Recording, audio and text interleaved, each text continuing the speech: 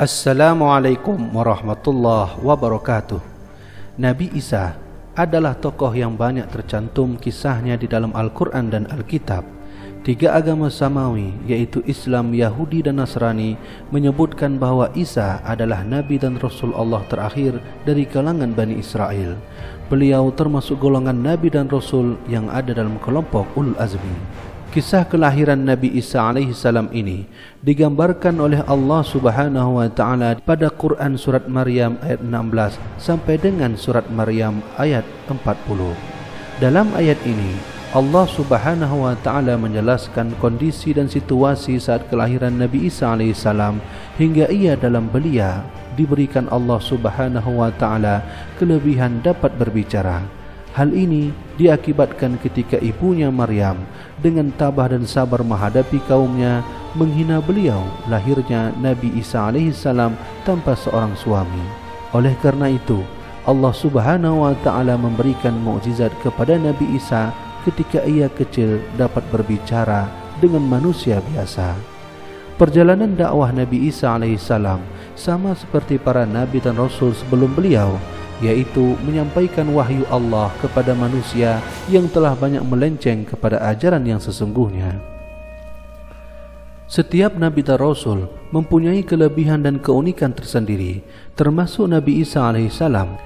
Selain kelebihan beliau dapat menghidupkan orang mati, menyembuhkan buta, segala penyakit dan lainnya, beliau memiliki umur yang sangat panjang hingga akhir zaman kelak.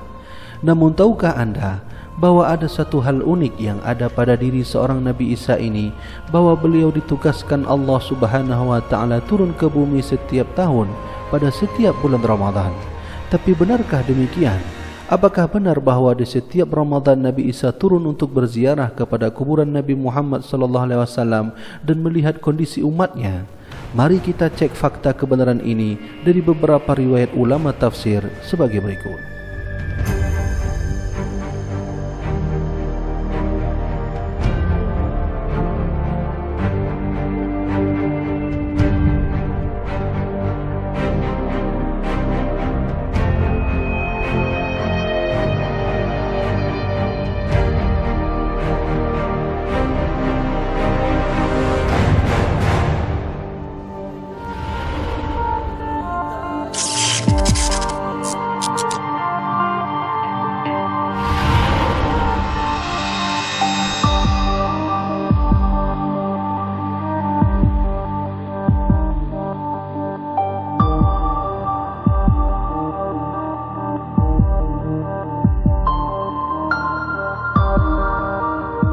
Dalam beberapa riwayat menyebutkan bahwa kelak Nabi Isa akan diturunkan Allah di akhir zaman dan akan memimpin umat Muhammad menuju keadilan dan ikut serta membasmi Dajjal serta segala fitnah-fitnah dan pengikutnya.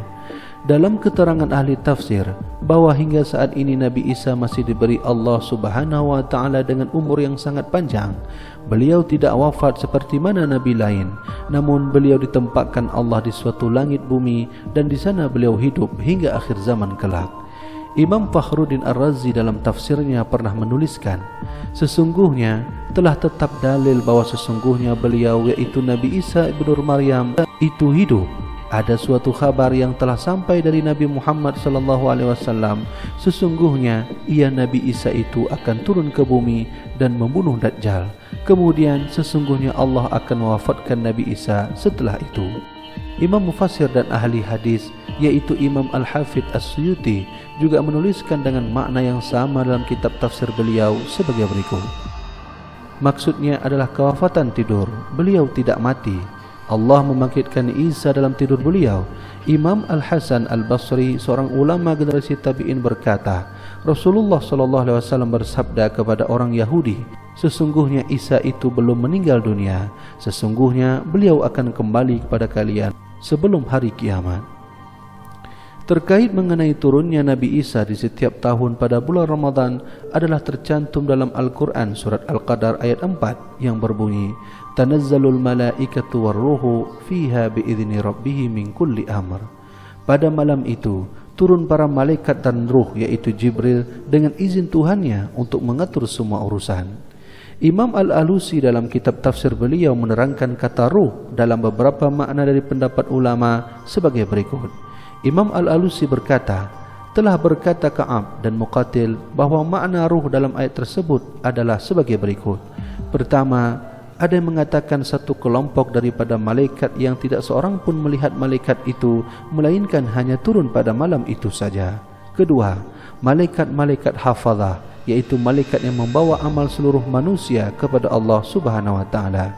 Ketiga, makna ruh adalah satu kelompok makhluk, mereka tidak makan, tidak berpakaian, bukan dari malaikat dan juga bukan dari golongan manusia, dan hanya Allah yang tahu makhluk itu. Ada yang menyebutkan bahawa makhluk ini berasal dari surga. Keempat, makna ruh adalah Nabi Isa alaihissalam. Ia turun untuk berkunjung dan berziarah ke makam Sayyidina Muhammad sallallahu alaihi wasallam. Kelima, ruh para orang yang beriman yang berkunjung untuk setiap keluarga-keluarga mereka. Yang keenam, makna ruh dalam ayat tersebut diartikan dengan rahmat Allah. Yang ketujuh, makna ruh adalah turunnya mereka orang yang beriman dengan keselamatan. Yang kedelapan, makna ruh itu adalah Allah menjadikan malam itu suatu kelebihan karena sebab ketaatan hambanya di bumi. Untuk itu pada saat malam itulah Allah menjadikan pahala yang banyak bagi ketaatan-ketaatan mereka. Penjelasan tafsir tentang makna kata ruh pada surat Al-Qadar tersebut juga dapat ditemukan di dalam kitab tafsir Ar-Razi yang ditulis oleh Al-Imam Fakhruddin Ar-Razi sebagai berikut. Beliau berkata, adapun masalah yang ketiga, bahawa terdapat dari pendapat beberapa para alim ulama dalam menyebutkan tafsir kata ruh adalah sebagai berikut. Yang pertama, bahawa makna ruh adalah malaikat yang sangat besar. Jika ia menelan seluruh langit dan bumi, maka niscaya dapat menelan satu kali telan. Yang kedua, makna ruh adalah satu golongan malaikat yang mereka tidak akan terlihat melainkan pada malam Lailatul Qadar saja, sama seperti satu kebahagiaan yang tidak akan kita lihat melainkan kebahagiaan orang-orang pada Idul Fitri. Yang ketiga, makna ruh adalah satu makhluk yang diciptakan Allah yang mereka tidak makan, tidak berpakaian, bukan dari golongan malaikat, juga bukan dari manusia, dan semoga mereka adalah makhluk Allah dari surga. Yang keempat, makna ruh dari ayat itu adalah datangnya Nabi Isa alaihissalam karena namanya juga Ar-Ruh. Kemudian ia turun bersama para malaikat untuk melihat umat Muhammad. Yang kelima, makna ruh adalah turunnya Al-Quran seperti mana yang telah Allah firmankan dalam surat Asy-Syura ayat 52. Yang keenam, makna ruh adalah turunnya rahmat seperti mana yang telah difirmankan Allah dalam surat Yusuf ayat 87. Yang ketujuh, turunnya malaikat terkenal bernama Malaikat Rahman. Yang kedelapan, makna ruh adalah menurut riwayat Abin Naji, kata ruh itu adalah mereka para malaikat hafazah dan malaikat kiramu katibin. Imam Ar-Razi berkata bahawa menurut pendapat yang paling disahihkan dalam makna ruh di sini adalah malaikat Jibril alaihissalam.